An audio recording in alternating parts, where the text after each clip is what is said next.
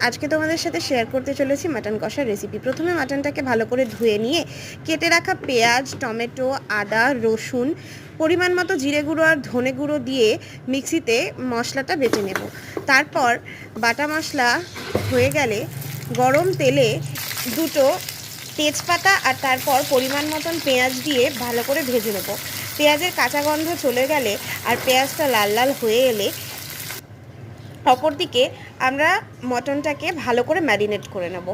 মাটনটাকে marinate করার জন্য খানিকটা দই আর একটুখানি সামান্য নুন ইউজ করেছে মা।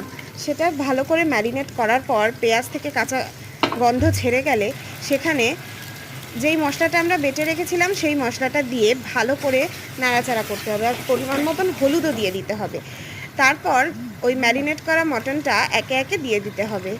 আমি এই ভিডিওটা দুটো পার্টে বানিয়েছি একটু সমস্যার জন্য, নেক্সট পার্ট অবশ্যই দেখবে। তারপর খানিকটা নুন দিয়ে ভালো করে নাড়াচাড়া করে নিতে হবে। এইভাবে অনেকক্ষণ কষাতে হবে